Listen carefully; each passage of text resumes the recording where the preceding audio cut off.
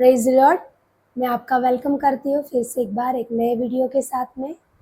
आज का हमारा टॉपिक है, पूरे जगत में जो आश्चर्य कर्म दिखाई देते हैं उन्हें वास्तव में कौन करता है? क्या शैतान, क्या मनुष्य या परमेश्वर द्वारा दिए गए अधिकार कार्य करते हैं?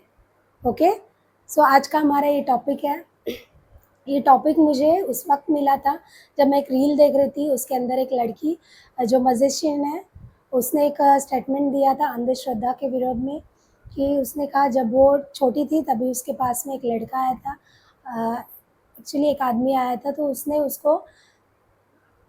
वो उसके ऊपर ज़्यादा बिलीव करता था कि वो चाहे जो भी हो जाए ना, ये लड़की मुझे ठीक कर सकती है। एनी हाउ कुछ भी हो जाए लेकिन ये लड़की मुझे ठीक कर सकती है।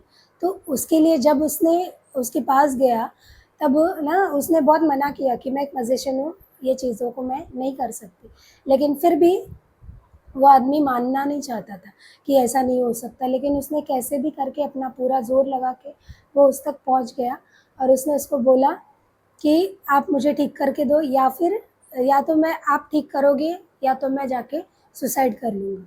तो वो लड़की उससे बचना चाहती थी, तो उसने उसको जाकर एक बात बताया कि ना कि मैं एक मैजिक करूँगी और उसके ज़रिए ना मैं एक मटका लाया उसने और उसके अंदर मैं पानी भर कर देती हूँ। तो उसने वो मटके को मैजिक करके पानी में भर के दिया और जब उसने देखा कि वो सच में उसके अंदर पानी नहीं था लेकिन अभी पानी है, तो उसने उसको बोला कि ये सुबह 2 चम्मच और शाम को 2 चम्मच लेना, आप ठीक हो जाओगे। और वो बंदे के अंदर बहुत सारी बीमारियाँ थी, उसको 4th स्टेज का कैंसर भी था और ना बहुत सारी बीमारियाँ थी, बड़े-बड़े पानी के फोड़े वगैरह थे उसकी बॉडी पे, बहुत बीमार था। तो जब वो घर पे गया, उसने वो पानी पीना शुरू किया, 3 महीने के बाद में वो बंदा पूरा ठीक हो गया और उसके बाद में उसने उस लड़की को एक मैसेज भेजा कि मैं पूरी तरीके से ठीक हो गया। सो जब उसने वो बात को बोला, तब वो बात मुझे बड़ी छू गई कि ये बात है ना कि परमेश्वर के अलावा कोई ऐसे चिन्ह चमत्कार नहीं कर सकता। फिर इसने ये कैसे करके दिखाया, ठीक है? सो अगर आप ना ये सब चीज़ों को चर्च के अंदर करते हुए देखते हो, तो डेफ़िनेटली हमारा एक ये विश्वास होता है ना कि उसको प्रभु करता है। और फिर ऐसी कोई चीज़ें करते हुए दिखता है, तो फिर हम लोगों का एक जवाब होता है ना कि इन चीज़ों को शैतान कर रहा है। ठीक है, तो आज हम इसी टॉपिक पे बात करेंगे, क्या शैतान ये सब कुछ कर सकता है? शैतान कौन था?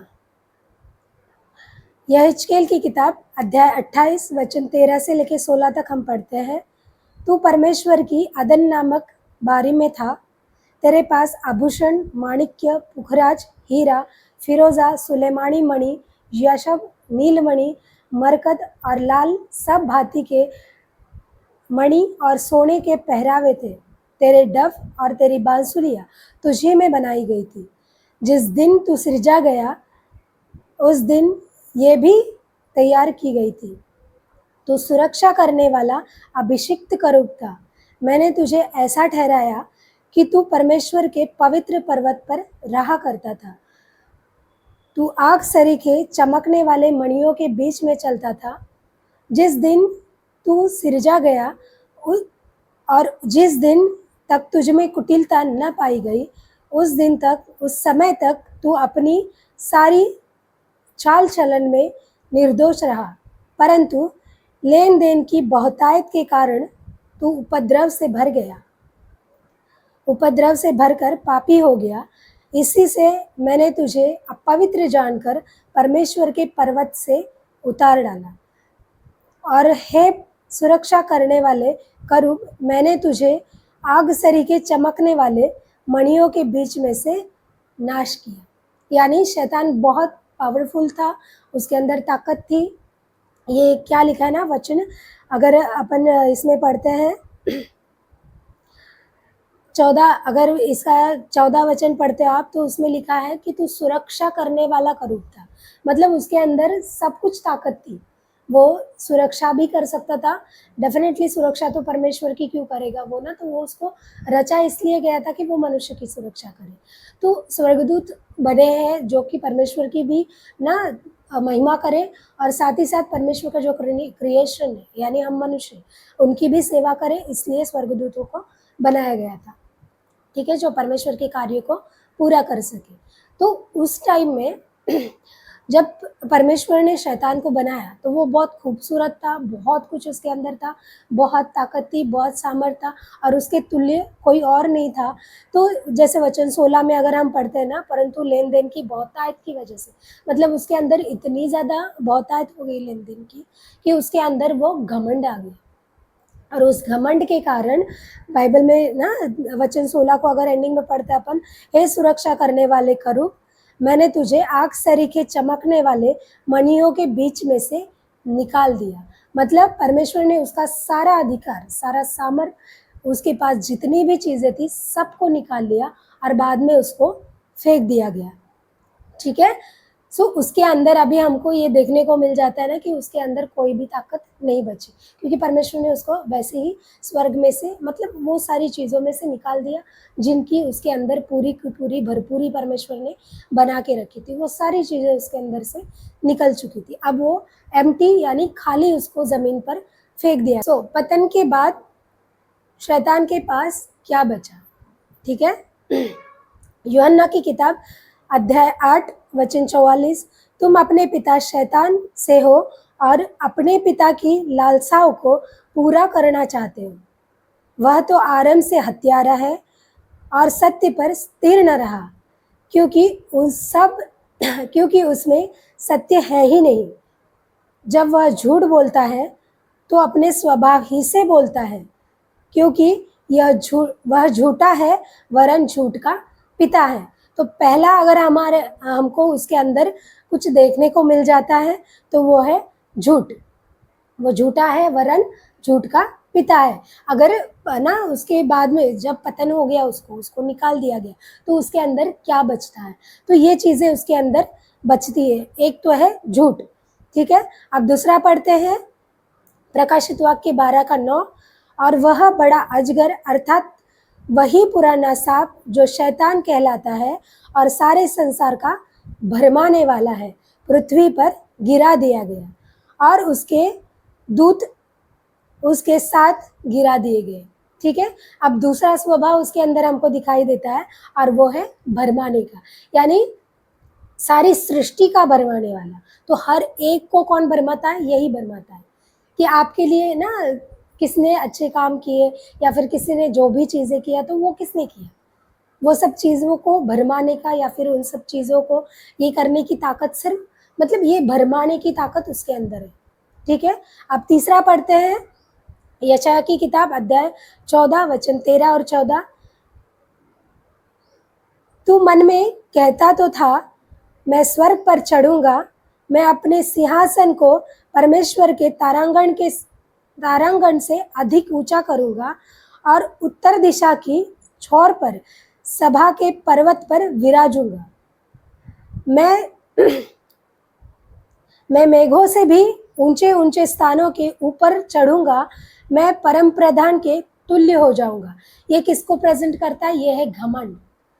पर उसके अंदर जो था ना कि वो परमेश्वर के विरोध में घमंड कर रहा है। जिसने उसको बनाया वो उसी के विरोध में घमंड कर रहा है। तो जो जिसने हमको बनाया वो उसी के विरोध में हमको जब भड़काता है, तो ये घमंड का नेचर है।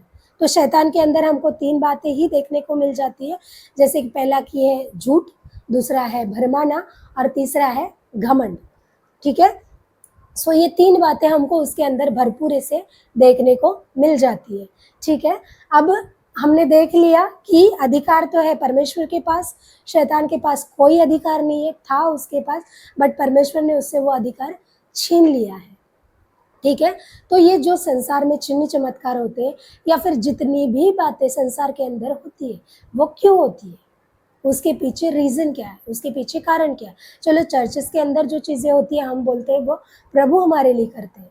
ठीक है। डेफिनेटली हमारे लिए परमेश्वर ही करते हैं। लेकिन जो जगत के अंदर होता है, पूरे विश्व में जो होता है, चाहे आप मेडिकल में जाओ, चाहे आप किसी ईश्वर को मानने वाले लोगों में जाओ या फिर कहीं पर भी जाओ, वहाँ पे भी आपको चिन्ह चमत्कार देखने को मिल जाते हैं। तो ये होता कैसे है? ना कुछ लोग हैं ना प्रभु को मानते भी नहीं है ना, हम लोग जैसे बोलते हैं ना कि परमेश्वर ने हमको दिया, तो वो लोग तो ये भी नहीं मानते कि परमेश्वर ने हमको दिया, तो फिर उनके पास ये अधिकार आया कहाँ से? या उनके साथ में ये अच्छी चीज़ें होती कैसे। जैसे कि हमने अभी देख लिया कि वो चीज़ें शैतान नहीं करता, वो चीज़ों को शैतान नहीं कर सकता। क्यों नहीं कर सकता? क्योंकि उसके अंदर से वो सारे अधिकार ले लिए गए हैं। ठीक है, अभी हम नेक्स्ट बात करते हैं। तो अधिकार किसे दिया गया है? ठीक है, उत्पत्ति की किताब अध्याय 1 वचन 28 को हम पढ़ते हैं। और परमेश्वर ने उनको आशीष दी और उनसे कहा, फूलो फलो और पृथ्वी में भर जाओ और उसको अपने वश में कर लो, और समुद्र की मछलियाँ तथा आकाश के पक्षी और पृथ्वी पर रेंगने वाले सब जंतुओं पर अपना अधिकार रखो। तो ये जो अधिकार है वो परमेश्वर ने हमको दिया है। ठीक है, यहाँ पर हमको ये बात पता चलती है कि परमेश्वर ने जब आदम को और हवा को बनाया तो पूरी सृष्टि के ऊपर, पूरी पृथ्वी के ऊपर जीव जंतु पशु पक्षी या जलचर वनस्पति जो भी है, हर चीज के ऊपर परमेश्वर ने मनुष्य को अधिकार दे दिया। वो सारे अधिकार उसके अंदर आ गए। अभी जिस भी चीज को वो चाहता है, जिस भी चीज को वो ना परमेश्वर के अधिकार के अंदर आकर जिस भी चीज को अधिकार से वो बोलता है, वो चीज उसके लिए हो जाती है। ठीक है, तो जो अधिकार परमेश्वर ने उसको दिया, उसको कभी भी परमेश्वर ने वापस नहीं लिया। शैतान से उसका अधिकार छीन लिया गया है, लेकिन मनुष्य से अभी तक उसका अधिकार नहीं छीना गया। इसके लिए वो सारे अधिकार अभी भी काम करते हैं। चाहे कोई बुराई के लिए उसका इस्तेमाल करता है, चाहे कोई उसका अच्छाई के लिए इस्तेमाल करता है, लेकिन परमेश्वर के दिए हुए अधिकार सब के सब काम करते हैं। ठीक है, इसको एक एग्जाम्पल के जरिए हम लोग अभी समझेंगे। ठीक है, सो ना जीवन कहाँ से आया? ठीक है, उत्पत्ति की किताब अध्याय 2 वचन 7 को हम पढ़ते हैं। तब यहोवा परमेश्वर ने आदम को भूमि की मिट्टी से रचा और उसके नथनों में जीवन का श्वास फूंक दिया और आदम जीवित प्राणी बन गया। ठीक है, अब जब आदम जीवित प्राणी बन गया तो उसको मतलब जो श्वास है उसके अंदर, वो किसने फूंका? परमेश्वर ने फूंका, और उस श्वास की वजह से उसके अंदर जीवन आ गया। ठीक है, अब जब उसके अंदर जीवन आ गया तो जब हवा को बनाने का टाइम था, तब परमेश्वर ने अलग से हवा को मतलब उसके अंदर श्वास नहीं फूंका। जो श्वास उसने आदम के अंदर डाला था, वही श्वास उसके अंदर मौजूद था, वो प्राण उसके अंदर मौजूद था, और वही जीवन उसके अंदर मौजूद था, जिसकी वजह से हवा को फिर से क्रिएट किया। मतलब जब क्रिएट किया गया तो उसको अलग से फूंकने की ज़रूरत नहीं थी, क्योंकि वो प्राण, वो सांसें उसके अंदर मौजूद थी और उसने उसको कार्य में लेकर आया। ठीक है, और ठीक इसी तरीके से जितने भी जनरेशन आगे बढ़े, जितने भी लोग आगे बढ़ते गए, जितना भी पब्लिक, जितना पॉपुलेशन आगे बढ़ा, वो सब का सब वो एक आशीष के चलते चलता आ रहा है, और आज भी लोगों के अंदर वो सारी आशीषें मौजूद है। तो ये एक जिंदा एग्जाम्पल है हम लोगों के लिए ना, कि हम बोलते हैं ना, इस यहाँ पे जाओ तो आपको संतान हो जाएगी, वहाँ पर जाओ तो आपको संतान हो जाएगी, तो ये बिल्कुल ना झूठ है। बाइबल हमको साफ साफ क्लियर बोलती है कि वो जो प्राण था, वो जो श्वास था, वो डाला किसने था? परमेश्वर ने अंदर डाला था, और वो है किसके अंदर? आदम के अंदर। ठीक है, अभी आप साइंटिफिकली अगर इस बात को देखोगे तो एक लेडी के अंदर हड्डी, मांसपेशियां, सब कुछ, खून, जो भी एक बच्चे के लिए ज़रूरत होता है, वो सारी की सारी चीज़ें एक लेडीज़ के अंदर या एक फीमेल के अंदर मौजूद होती है। ठीक है, बट जो प्राण होता है, वो प्राण जब तक आदम से उसे नहीं मिलता, तब तक वो हड्डियां पनपना या फिर उसको आकार आना या फिर उनके अंदर प्राण आना या उनको जीवित होना वो शुरू नहीं होता। तो जिस दिन वो प्राण उसके अंदर डाला जाता है, तब वो बच्चा बढ़ना शुरू हो जाता है। तो वो प्राण डाला किसने? परमेश्वर ने। ठीक है, तो यहाँ तक हमको ये क्लियर हो जाता है कि किसी भी जगह पे माथा टेकने से या कहीं पर भी अंधश्रद्धा या फिर जो भी चीज़ें है ना, उनको दिखाने से हमको ये सारी चीज़ें नहीं होती। कई जगह पे हम जाते हैं ना, कि हम लोग देखते हैं कि कई जगहों पे हम जाते हैं, वहाँ पे पास्टर्स लोग हमको बोलते हैं ना कि आप यकीन करो, विश्वास करो, प्रभु आपको दे देगा, प्रभु आपको ये करेगा। ऑफ कोर्स, क्योंकि यीशु मसीह ने भी कहा कि तुम्हारे विश्वास ने तुम्हारे साथ ये सब चमत्कार किए हैं। ठीक है, तो जो भी आप विश्वास लेकर आते हो, जो आपका बिलीव है, जो सच्चा बिलीव है, वो बिलीव की वजह से आपके जीवन में ना जो चिन्ह चमत्कार है, जो ना जो भी बातें आपकी लाइफ में होती है, आपको कुछ हासिल करना है, आपके कुछ सपने हैं, आपको प्रभु में बढ़ना है, आपको किसी और चीज़ में बढ़ना है, किसी और ना क्षेत्र में आपको जाना है, हर चीज़ आपका जो विश्वास है, जो सेल्फ कॉन्फिडेंस होता है, हमारा जो आत्मविश्वास होता है, ये प्रभु ने हमको दिया हुआ है। जब हम इसमें मजबूत बन जाते हैं तो हमारे लिए कोई भी चीज़ अनहोनी नहीं रहती है, हम उसको हासिल कर सकते हैं। जैसे बाबिल का बुर्ज अगर आप देखोगे तो सब मनुष्य ने इकट्ठा होकर एक बिल्डिंग को बनाया और परमेश्वर ने क्या स्टेटमेंट दिया कि इन लोगों के लिए अभी कोई भी चीज़ असंभव नहीं है, जो भी करेंगे वो हो जाएगा। क्यों? क्योंकि वो ताकत परमेश्वर ने उनको दी थी। अभी इसकी ताकत का जो एंटी ना ये होता है ना कि उसको डिस्ट्रॉय कौन कर सकता है, तो वो सिर्फ परमेश्वर है, बाकी और किसी के अंदर वो ताकत नहीं है।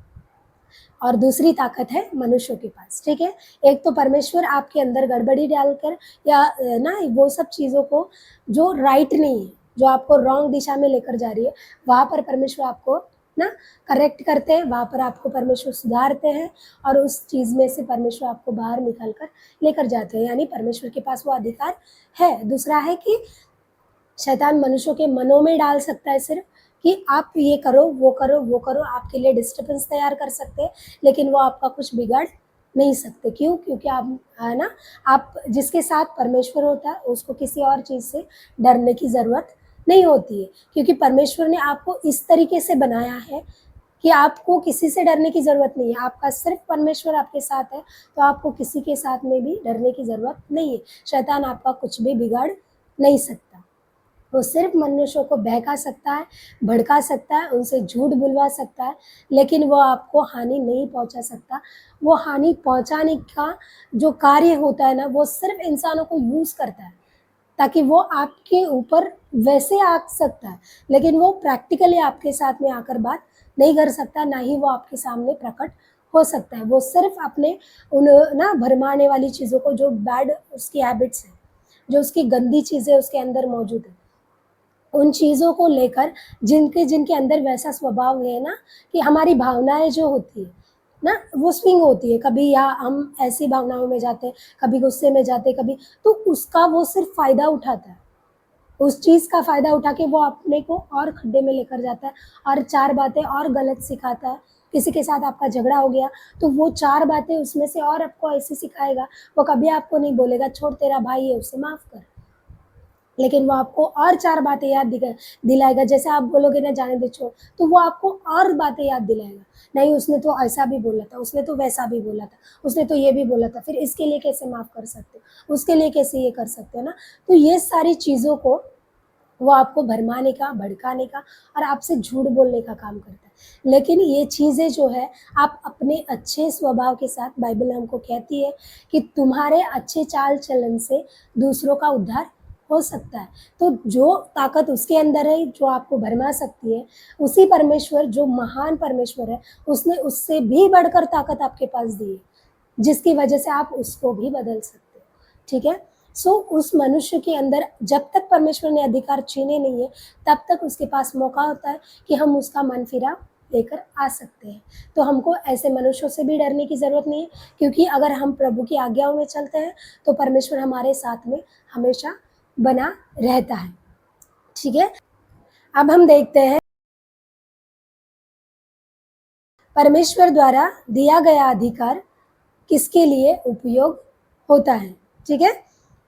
पहला कुरिन्थियों 10 का 31 अगर हम पढ़ते हैं, तो चाहे तुम जो खाओ, चाहे पियो या जो कुछ भी करो, सब परमेश्वर के लिए ही करो। ठीक है? तो हमारा जो भी करना है, हमको जो अधिकार मिला है, जो भी चीज़ें हमारे पास परमेश्वर ने दी है, उन सब चीज़ों का इस्तेमाल हमको सिर्फ प्रभु की महिमा के लिए ही करना है। अगर हम हर एक चीज़ को अपने ही हिसाब से मांगेंगे, अपने ही हिसाब से सोचेंगे, अपने ही हिसाब से करेंगे, तो ये सारी चीज़ें हमारे लिए उचित नहीं होगी। ठीक है? दूसरा पढ़ते हैं प्रकाशित वाक्य 12 का 9, और वह बड़ा अजगर अर्थात वह पुराना सांप जो शैतान और उसकी सारी सेना अर्थात दुष्टात्माएं दुष्टात्माएं हैं, जो सारे संसार को भरमाती है, उसे बाहर निकाला गया। यानी हम क्या शैतान के लिए काम कर रहे हैं? हमारा जो काम करना है, क्या वो परमेश्वर के लिए हो रहा है? ऑफ कोर्स पहला वचन सिखाता है तुम्हारा जो भी काम करना है वो परमेश्वर के लिए होना ज़रूरी है। अब प्रकाशित वाक्य में हम पढ़ते हैं कि जो भरमाने वाला है उसके बहकावे में आकर क्या आप वैसे काम करते हो जो परमेश्वर के विरोध में है, जो शैतान के हैं? हालाँकि हम इन दिनों में देखते हैं ना कि किसी सेवक के विषय में जो आत्मा और सच्चाई के, चलो जो झूठ बोलता है, परमेश्वर का वचन तो ये कहता है ना कि आप जो पाप भी करता है, वो व्यभिचारी स्त्री थी जिसके पास ना बाइबल में अथॉरिटी थी उनको कि वो पत्थरों से उसको पत्थर मार कर उसको ना खत्म कर दे। लेकिन यीशु मसीह ने कहा कि तुम में से कौन है जिसने कभी अपराध नहीं किया, वो पहला पत्थर इसको मारे। लेकिन किसी ने पत्थर नहीं मारा, सबने उसे छोड़ दिया और निकल गए। अब जब किसी ने पाप नहीं किया, वो एक ही बंदा वहां पर मौजूद था और वो है खुद यीशु मसीह। अब जब उसने भी उसको नहीं मारा, तो फिर आप और मैं कौन होते हैं कि हम उनको मारें या फिर हम उनके ऊपर गलत गलत कमेंट्स पास करें या हम गलत गलत स्टेटमेंट दें? ये हम कौन होते हैं? ठीक है। तो अगर परमेश्वर हमको ऐसे लोगों के साथ में ऐसा रहना सिखा रहा है, तो सोचो हमको परमेश्वर के जो दास होते हैं, जिनको परमेश्वर ने अपनी महिमा के लिए खड़ा किया, उनके विरोध में जब हम बात करते हैं, तो परमेश्वर हमारे लिए इसका कितना कठिन न्याय लेगा। क्या हम परमेश्वर के लिए काम करते हैं? क्या हम शैतान के लिए काम कर रहे हैं? तो ज़रूरी है कि हम अपने चाल चलन को ठीक से देखें और परखें कि हमारा जो विश्वास है, जो परमेश्वर ने हमको जो आत्मविश्वास दिया है, जो हमारे अंदर ताकत दी है, उसका इस्तेमाल कहीं हम शैतान को दे रहे हैं कि तू इसका इस्तेमाल कर। शैतान के पास अपनी ताकत नहीं है, लेकिन वो आपकी ताकत का इस्तेमाल करता है ताकि प्रभु का काम बिगाड़े। तो क्यों हम परमेश्वर के अगेंस्ट खड़े रहने वाले बने? तो परमेश्वर के आगे या परमेश्वर के अगेंस्ट आपको क्यों खड़ा रहना है? जब परमेश्वर सामना करेगा तो आप उसके सामने नहीं टिक सकते। ये बात आपको भी पता है, लेकिन फिर भी हम शैतान का ना साथ देते हैं ये सब चीज़ों को करने के लिए और वचन के खिलाफ जाते हैं।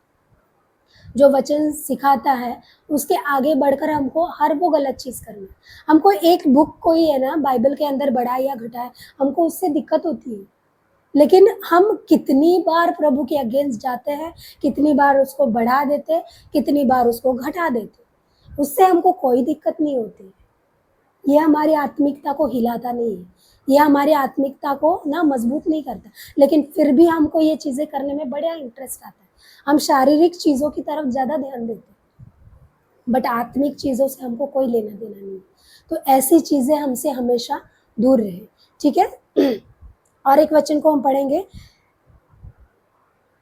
गलतियों की किताब अध्याय 6 वचन 7। जो कोई अपनी इच्छा से इच्छा के अनुसार बोलता है, वह अपनी इच्छा के अनुसार ही कटाई करेगा। यानी जो भी हम बोल रहे हैं, जो भी हम कर रहे हैं, वो अपनी इच्छा के लिए कर रहे हैं। प्रभु मुझे ये दे तो मैं ये करूँगा, तू वो दे तो मैं वो करूँगा। प्रभु मेरा सब कुछ अच्छा हो जाए तो मैं मिनिस्ट्री करूँगा। सब मेरे ना प्रभु हमारा ये सब काम ठीक हो जाए, फिर उसके बाद में मैं पक्का मिनिस्ट्री में आऊँगा। ये सारी चीज़ें मतलब हम अपनी इच्छा के लिए प्रभु के पास जाते हैं। जितने भी है ना कि हम लोग बड़े-बड़े दास लोगों के पास जाते हैं, जहाँ पे भी जाते हैं, मैं उनके विरोध में नहीं हूँ। ऑफ कोर्स परमेश्वर ने आपके लिए वो ताकत दी है, वो परमेश्वर ने वो जो विश्वास दिया आपको, उस विश्वास के ज़रिए आप लोगों को मोटिवेट करते हैं, ये बहुत अच्छी बात है। बट सिर्फ वही नहीं होना चाहिए कि उनके अंदर सिर्फ वो लालच है कि प्रभु हमको ये देगा तो हमको आना है, प्रभु हमको देगा इसके लिए हमको चर्च में आना है, प्रभु हमको दे चाहे ना दे, लेकिन फिर भी हमको प्रभु के अंदर मजबूती से खड़ा रहना है ना। 12 प्रेरित जो थे परमेश्वर के, वो अलग अलग तरीके से मरे। उनकी हालत अगर देखेंगे ना, तो मैं खुद अगर बोलूँ ना कि मुझे अगर उसका जब हालत मैं सुनती हूँ तो मुझे इतना दुख लगता है ना प्रभु, हम सोच के हमारे रोंगटे खड़े हो जाते हैं, हम सोच सोच के आधे मर जाते हैं। तो अगर हमारे साथ में ये बीतता तो क्या होता? तो क्या यीशु मसीह ने ये कभी नहीं किसी को दिया था कि प्रभु उनको भी बोल सकते थे ले भाई सारे अधिकार सारी ताकत तुमको दे देते, तुम लोग ये कर लो? नहीं, अपनी इच्छाओं के लिए कभी भी आपको परमेश्वर के साथ पास नहीं जाना है कि ये मेरा पूरा कर दो। ऑफ कोर्स यीशु मसीह ने कहा तुम्हारे मांगने से पहले उसे पता है कि तुमको किस चीज़ की ज़रूरत है, और वो चीज़ उसने आदम के अंदर ही पूरी कर दी है। उसने इंतज़ार नहीं किया कि जनरेशन आएँगे, आगे बढ़ेंगे, इनकी ये ज़रूरतें होंगी, उनकी वो ज़रूरतें होंगी, ना? हर एक तरीके से आपको हवा दिया, पानी दिया, फल-फ्रूट दिए, हर एक चीज़ बहुतायत से, भरपूरी से बना के रखी है, ताकि आगे जितने भी जनरेशन आएँगे ना, तो वो भूखे नहीं मरेंगे। ये ताकत परमेश्वर के नेचर के अंदर दी है परमेश्वर ने। तो ये इतनी बातों को हमको समझना बहुत ज़रूरी है कि हम इन चीज़ों के पीछे नहीं पड़े। कि यीशु मसीह का वचन कहता है ना कि जैसे मत्ती की 6 का 33 अगर हम पढ़ते हैं, पहले तुम उसके राज्य की और उसके धार्मिकता की खोज करो, तो ये सब वस्तुएँ भी तुम्हें दी जाएँगी। ठीक है? सो ये चीज़ें ना हमको पहले धार्मिकता की खोज करनी है। परमेश्वर की धार्मिकता किसमें है, प्रभु की बातें किसमें है, ना वो गूढ़ रहस्य क्या है परमेश्वर के, जो कि परमेश्वर जानना हम चाहते हैं ना कि हम उसको जाने, हम उसको समझे, उसको ना हम एनालाइज़ करें। आपका लाइफ यहाँ का नहीं है। सो इसीलिए यीशु मसीह ने हमको कहा कि यहाँ की चीज़ों के ऊपर ध्यान मत लगा। जब 12 प्रेरित थे ना यीशु मसीह के साथ में, तो उन्होंने उसको मंदिर दिखाया, बोला प्रभु देख ये कितना सुंदर बना हुआ है। लेकिन प्रभु ने उनको क्या कहा, इसकी तरफ ध्यान मत दो, इसका एक भी पत्थर इस पर नहीं रहेगा, ये पूरा का पूरा ढह जाएगा। तो सोच के देखो, आपका हर एक चीज़ जो दुनिया में है, हर एक चीज़ रहने वाला है, इसमें कोई भी स्थायी नहीं रहने वाला है। हर एक चीज़ को ख़त्म किया जाएगा, बचोगे सिर्फ आप। सो इसके लिए परमेश्वर का मेन फोकस आपके ऊपर है कि आप बच जाओ। तो अपनी लाइफ को बचाने के लिए हमको क्या चीज़ों की ज़रूरत है, उनको ज़्यादा हमको फोकस करना चाहिए और हर एक वो चीज़ जो हमको प्रभु के करीब लेकर जाती है, उन चीज़ों से हमको सीखना चाहिए कि हम प्रभु के कितने करीब जा सकते हैं। ठीक है? तो ये चीज़ों से हमको खुद के लिए फर्स्ट प्रायोरिटी खुद नहीं होना चाहिए, फर्स्ट प्रायोरिटी आपका परमेश्वर होना चाहिए। और ऑफ कोर्स परमेश्वर आपको आशीष देगा और बिना दिए वो नहीं रहेगा, क्योंकि उसने कहा है कि एक बाप अपने बच्चों की सारी ज़रूरतों को पूरा करता है। आपको वो साँप नहीं देगा, आपको बिच्छू नहीं देगा, आपके हाथ पे पत्थर नहीं डालेगा, वो आपकी ज़रूरत की सारी चीज़ें आपको देगा। ये उसका वादा है और वो करेगा। लेकिन वो चाहता है कि आप उसके राज्य की खोज करो, क्योंकि आप यहाँ के नहीं हो, आप इटर्नल लाइफ यानी स्वर्ग के राज्य के लिए जाने वाले हो। आपका लाइफ यहाँ का नहीं है, इसलिए अपने आप को उस लाइफ के लिए तैयार करो, ना कि इस लाइफ के लिए। ओके, आगे हम और एक दृष्टांत को देखते हैं जो कि दुष्ट किसानों का है। उसके अंदर लिखा है ना कि जब एक ना खेत का मालिक था, उसने ना दाख की बारी लगाई और वो दूर चला गया। और जब उसका लेने का समय आया, जब उसके फल को लेने का समय आया, तब उसने अपने दासों को भेजा। लेकिन जो वहाँ पर काम कर रहे थे, उन्होंने उसको मारा, पीटा और उसको वहाँ से निकाल दिया। फिर उसने और दासों को भेजा, फिर उन्होंने उनको भी मारा। फिर अंत में उसने अपने बेटे को भेजा और उसको भेजने के बाद में भी इन्होंने उसको मारा, पीटा और कहा कि ये तो वारिस है। फिर उसको हम लोग ने मतलब क्रूस पर ही चढ़ा दिया। मतलब यीशु मसीह के लिए ये बात है कि उसने उनको मार दिया। जब वो मर गया, तब यीशु मसीह कहता है, तो जब उसका जो खेत का मालिक है, जो उसका पिता है, वो आएगा, तब वो क्या करेगा? तो यही लोग उसको क्या जवाब देते हैं, वो इनको निकाल देगा और जो अच्छे लोग हैं, उनको उस जगह पर वो ठहराएगा, ताकि वो उसको सही समय पर उसका फल दे।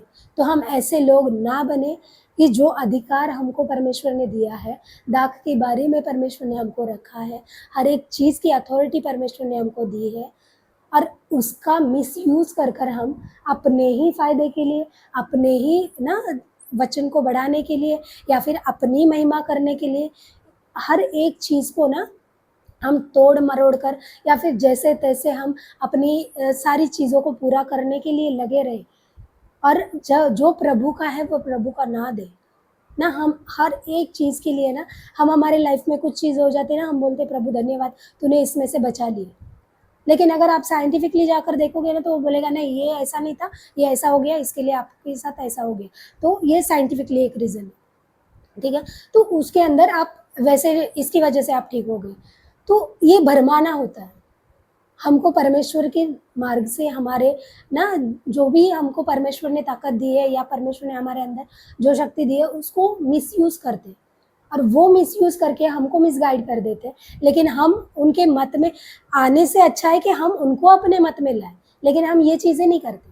हम और उनके मत के साथ में मिल जाते हैं और हम भी वही करना शुरू कर देते हैं जो शैतान करना चाहता है हमारे साथ। वो उसके अंदर ताकत नहीं है तो वो कुछ नहीं कर सकता, डेफ़िनेटली वो आपका यूज़ करेगा और आप अपने अंदर उसको ताकत दो कि आप वो करने लग जाते हैं। ठीक है? तो ये दृष्टांत से हमको ये सीखने को मिलता है कि परमेश्वर जो है, वो आपको अधिकार दिया है, उसने आपको ताकत दी है, उसने पूरी सामर्थ आपको दी है, लेकिन याद रखिए वो हिसाब भी ज़रूर लेगा। ये सारी चीज़ों का हिसाब भी हमारा ज़रूर होगा। ठीक है? आगे बढ़ते हैं। हमारी प्राथमिकता क्या होनी चाहिए? पहले उसके राज्य की और उसके धर्म की खोज करो, जो कि हमने पहले ही पढ़ लिया है कि ये चीज़ें करना हमारे लिए बहुत ज़्यादा इम्पोर्टेंट है कि पहले तो हमारा ध्यान, हमारा जो ये ना हमारा फ़ोकस जो है, वो परमेश्वर के राज्य के लिए होना चाहिए। और एक बात है, परमेश्वर परमेश्वर द्वारा दिया गया अधिकार अपने स्वार्थ के लिए नहीं बल्कि परमेश्वर के राज्य की उन्नति के लिए उपयोग होना चाहिए। ठीक है? हर एक चीज़ जो है वो परमेश्वर के राज्य में उन्नति लेकर आए। ठीक है? ना कि सिर्फ आपकी उन्नति करे बल्कि वो आत्मिकता में लोगों की उन्नति करे। ठीक है? ऑफ कोर्स आपकी शरीर की ज़रूरतें जो भी है, मैं ये नहीं बोल रही कि आपको वो नहीं माँगना है। माँग सकते हो आप परमेश्वर से, वरन आपको माँगने की ज़रूरत भी नहीं है, प्रभु पहले से जानता है कि वो आपको दे देगा। ठीक है? सो इन बातों को हमेशा याद रखिए।